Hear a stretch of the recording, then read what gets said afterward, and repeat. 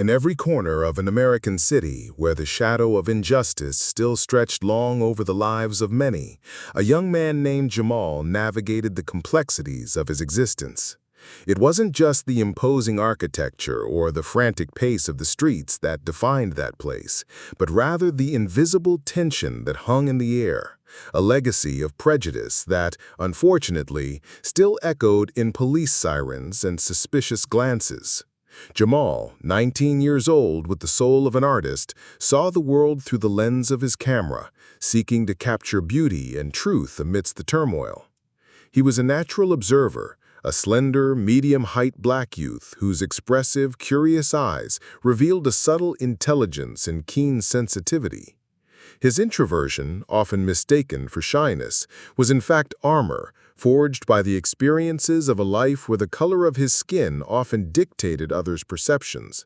Psychologically, Jamal carried the weight of a society that judged him before even knowing him, which made him cautious, yet paradoxically also propelled him to seek justice when confronted with inequity. Like a river seeking the shortest path to the sea, Jamal often opted for a shortcut, a narrow, dimly lit alley that cut through his way home, saving precious minutes from his daily journey. On that particular night, the air was heavy, laden not just with post-rain humidity, but with a silent premonition. As his footsteps echoed on the damp asphalt, indistinct voices began to materialize at the end of the alley. Curiosity, a driving force in his photographer's nature, compelled him to approach. Instinct, however, an ancestral whisper of self-preservation, made him pull out his phone, not to photograph, but to record. It was a habit, a second nature to him, to document, to register, to capture reality, no matter how raw. The device, a constant companion in his pocket, was ready, the screen lit, the microphone open, without him realizing the volume was high, a detail that would soon seal his fate. The voices grew clearer, the silhouettes more defined. Two men, one with the imposing demeanor of a police officer and two others with the air of criminals, were engaged in a tense negotiation. Jamal hid in the shadows, his heart beating like a drum in his chest, his phone's lens capturing every movement. They were Officer Miller and Officer Davis. Miller, a white man in his 40s, with a robust build and a cold, calculating gaze, was the mastermind behind that corrupt duo. His morality had been corroded by power and money, and he justified his actions as a necessary evil to maintain an order he himself dismantled. Psychologically, Miller was a predator, relentless and remorseless, who saw any obstacle as prey to be eliminated. Beside him, Officer Davis, younger in his 30s, was the violent arm of the duo. Athletic and with an arrogant posture, Davis was morally weak, easily manipulated by Miller's influence, seeking validation and power. His insecurity was masked by an aggressiveness and brutality that made him dangerous. The negotiation, which seemed to involve a large sum of money, quickly went awry. Shouts, shoves, and then the muffled sound of gunshots. The criminals fell, and the officers, without hesitation, collected the money, their faces illuminated by the faint streetlight, revealing a chilling coldness.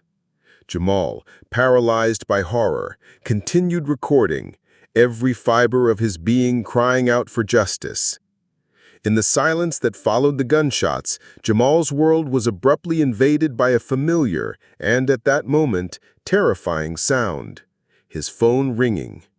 It was his mother, Mrs. Washington, a black woman in her 50s, hard-working and overprotective, whose love for him was the driving force of her life. Physically, she was short, with a welcoming smile that disarmed anyone, but her eyes, oh, her eyes revealed the worry of a lifetime, the constant fear for her son's safety in such a hostile world. Psychologically, she was the personification of strength and resilience, willing to do anything to protect Jamal.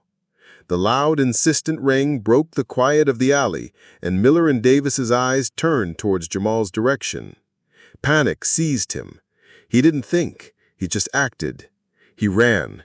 He ran like never before, his phone still in his hands, the recording still ongoing, the sound of his mother's voice echoing in his ears, a bittersweet reminder that he wasn't alone, but that his presence had been discovered. The hunt had begun. Jamal's phone ringing not only exposed his presence, but ignited a flame of fury and desperation in Miller and Davis's eyes. For them, Jamal was not just a witness, but a ticking time bomb, a walking threat to their freedom and their empire of corruption. The top priority now was to silence him, and they would use every tool at their disposal to do so. Back at the precinct, with adrenaline still coursing through their veins, Miller, the calculating mastermind, began to devise the plan. Davis, the impulsive enforcer, was ready to follow his orders. They knew time was crucial. The first step was to use their influence within the department to access the city's security camera system. With a few phone calls and the manipulation of some compliant colleagues, they gained access to footage from the streets and businesses near the shortcut Jamal used. Hours of footage were meticulously reviewed, frame by frame, until Jamal's image, with his backpack and characteristic gait, was identified. From there, it was a simple step to cross-reference information and discover his address. The hunt was officially underway, and the target was an innocent young man. The next morning, Mrs. Washington was in the kitchen preparing breakfast when she heard firm knocks on the door. Her heart, already accustomed to small jolts, tightened. Upon opening it, she was met by two police officers. One of them, Officer Miller, with his deep, authoritative voice, asked for Jamal. Mrs. Washington, with her characteristic dignity, replied that he was asleep. It was then that Jamal, who had woken up with the noise and approached the door, heard Miller's voice. A shiver ran down his spine. It was the same voice he had heard in the alley, the voice that ordered the gunshots. His eyes widened in recognition, and panic, a chilling cold, seized his body. Without a second thought, he turned and ran. He ran to the back of the house, jumped the backyard fence, and disappeared into the urban landscape. Mrs. Washington, confused and frightened, tried to understand what was happening, but Miller and Davis were already in pursuit, their sirens echoing through the streets, turning the neighborhood into a stage for a relentless hunt. Jamal ran as if his life depended on it, and indeed it did. He knew every alley, every shortcut, every hiding place in that neighborhood like the back of his hand. It was his territory, the labyrinth of streets where he had grown up, and he would use that knowledge to his advantage. He hid in dumpsters, jumped walls, crossed backyards, always one step ahead of his pursuers. Miller and Davis, in turn, were determined. They used the police radio to coordinate the chase, distorting the facts, claiming Jamal was a dangerous suspect, a killer on the run. The city, unknowingly, was being deceived, and the image of Jamal, an innocent black youth, was being tarnished. The chase extended for hours, an exhausting game of cat and mouse. Jamal felt the fatigue in his muscles, his throat dry, but the image of the bodies in the alley and Miller's voice propelled him to continue. He knew he couldn't stop, that his life was at stake. In a moment of desperation, he tried to call his mother, but his phone was dead. He was alone, against the system, against two corrupt officers who wouldn't hesitate to kill him. While Jamal fought for survival, Miller and Davis wove a web of lies. They planted evidence, manipulated testimonies, and used their influence to frame Jamal for the deaths in the alley. The news spread like wildfire, and Jamal's photo, now captioned as a dangerous killer, plastered local news. Public opinion, manipulated by the police narrative, clamored for justice, unaware that true justice was being perverted. Jamal, exhausted and out of options, ended up cornered in a dead-end alley. The siren of a patrol car approached, and he knew his time was up. He was arrested by other officers who were not accomplices of Miller and Davis, but were merely following orders. Cold handcuffs tightened around his wrists, and he was taken to the precinct, his heart heavy, but with the recording on his phone as his only hope.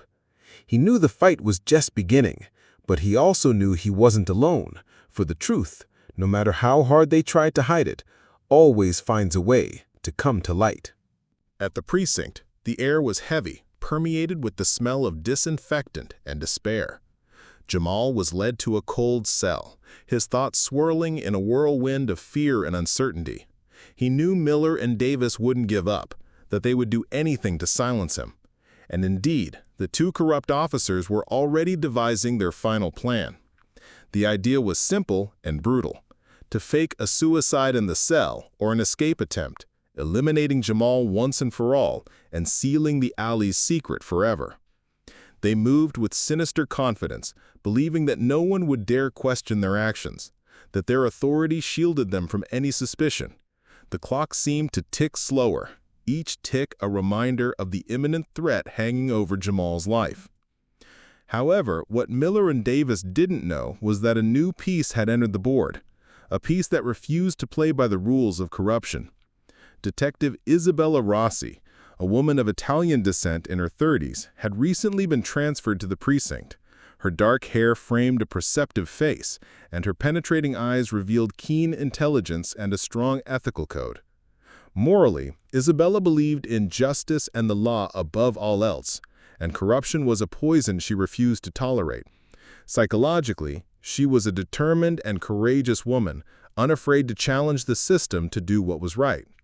She had noticed inconsistencies in the report about the alley incident, the haste with which Jamal's case was being handled, and Miller and Davis's strange obsession with keeping him in custody. Her intuition, sharpened by years of experience, screamed that something was wrong. She began to investigate on her own, discreetly, following the clues that led her to distrust the official version. At the exact moment Miller and Davis approached Jamal's cell, intending to carry out their heinous plan, Isabella's firm and decisive voice echoed down the hallway. She confronted them, her presence imposing and her authority unquestionable. Miller and Davis, caught off guard, tried to dissemble, but Isabella's penetrating gaze gave them no quarter. She demanded that Jamal be taken for interrogation, claiming new evidence needed to be verified.